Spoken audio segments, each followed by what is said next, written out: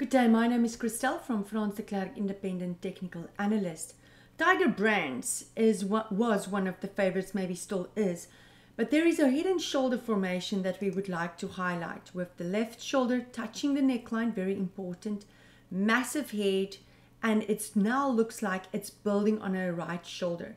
The warning of the formation will only be confirmed once that neckline changes into a resistance, and that is waiting at around 149 Rand 92. The warning of this head and shoulder formation will only be wiped off the table when the right shoulder, because that is the highest one of the two, only when the right shoulder waiting at 177 Rand 42, when that level only changes into a support again, can we say that the warning of the head and shoulder on Tiger Brands is off the table.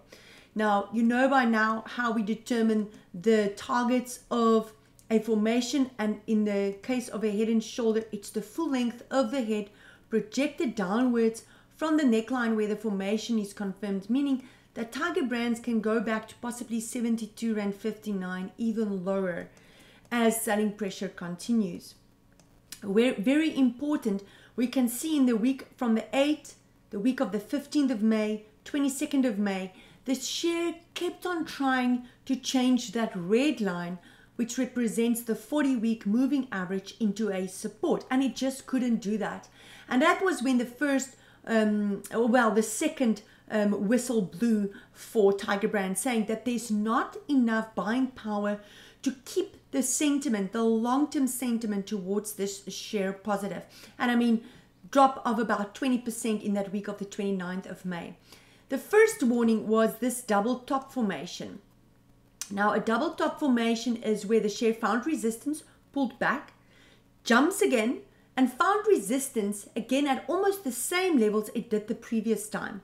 So should the share pull back and change that neckline on which that double top is resting into a resistance, it is a warning formation which highlights that the top of the share can be in place and that you might see selling pressure to the downside, which we did. So that was the first warning on Tiger Brands, the double top. The second was the fact that the 40-week moving average just could not change into a support. And now my third warning on Tiger Brands is this possible head and shoulder formation. So for those of you who've got the holding and are positive about them, let's hope that that right shoulder, 177 Rand 42, changes into a support again. The share is on my Williams percentage R indicator, which is sitting at a -84 at the moment, oversold, which means the probability for the instrument to bounce to higher levels is more likely. So investors might want to use this oversold situation to start to accumulate and buy the instrument. Let's hope they do that in order to change that right shoulder into a support again. Balwin, ticker on our exchange BWN. Now, since the week of the 26th of June, the share has stopped making new lows. We can see on the lower shadows of the candles that they are appearing a little bit longer, which implies that somebody is buying the dips. Now, remember, a candle graph or a bar chart, or even a line graph based on closing prices, is a representation of the price action of that share, which inevitably gets created by the investors, right? The buyers and the sellers in the market.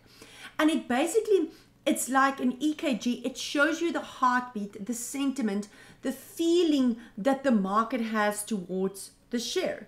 And no matter what it says on paper, no matter what the fundamentals says, if there is not enough buyers, this share price won't rise. Now, in technical analysis, we use a lot of resistance and support, because the resistance levels is obviously higher up. It's seen as a roof, and that's where the sellers were able and strong enough to keep the buyers down, right?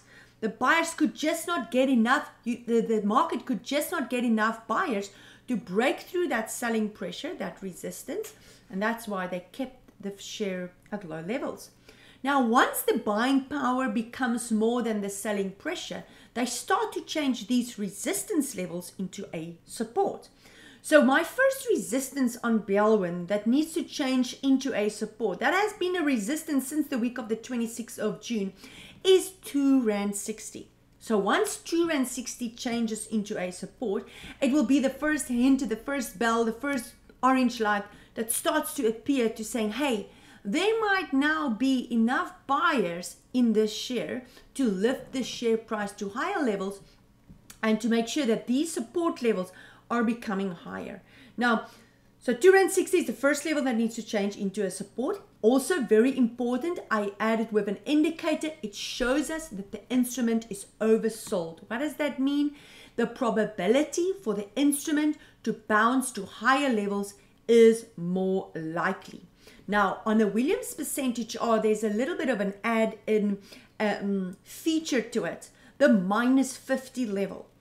Investors say or interpret that once the -50 level on the Williams percentage R changes into a support, it means that the momentum to the top can escalate. So in other words, coming from oversold levels, changing that -50 into a support, it means it can escalate to higher levels, and that will basically boost and should boost the buying power and the interest in Balwin. Now, very important, my 40-week moving average is a critical level, right?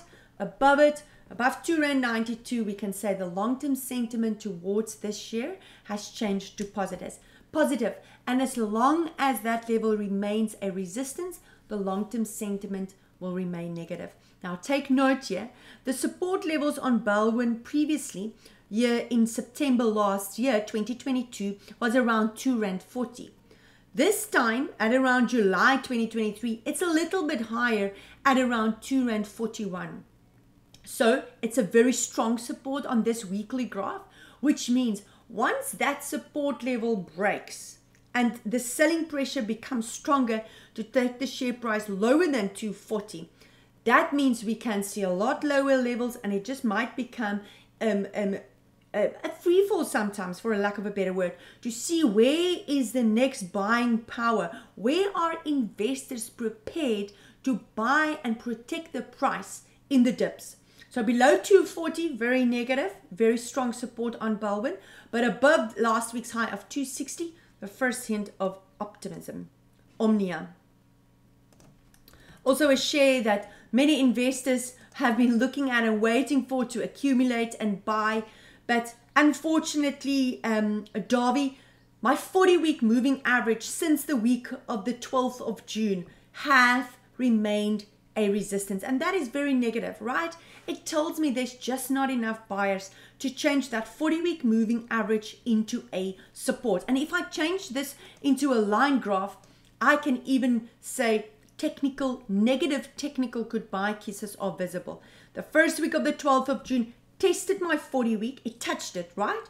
And it kept it to a resistance. It pulled back, it retraced from it. Again, in the week of the 10th of July, tested my 40-week moving average, could not change it into a resistance, retraced from it. That is seen as very negative. Why? Because it tells me that the resistance that the 40-week moving average is putting out there, is on the graph, is so strong that every time the buyers try to hit it, they just can't break through that resistance. So only when the share starts to trade above R61.66 again, which is my 40-week, right? That red line.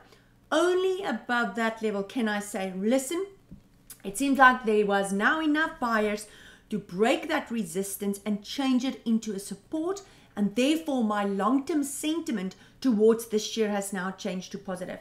Very important, my Williams percentage R is being tested at the moment.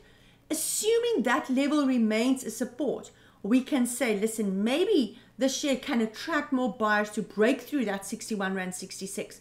But as soon as that -50 level changes into a resistance, we can say, listen, the momentum to the bottom can escalate. A strong support on Omnia that also needs to hold is R57.73. It's the support on the line graph in the week of the 19th of June.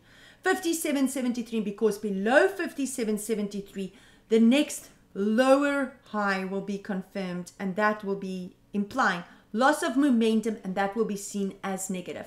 So has to break through 61.66 in order to sustain the momentum to the top, and it mustn't go below 57.73 because then we can see lower levels on Omnia. Don't forget to send through your requests via email to admin@fransdeklerk.com or via Twitter for next week's Talking Technical. Have a fantastic week. Take care.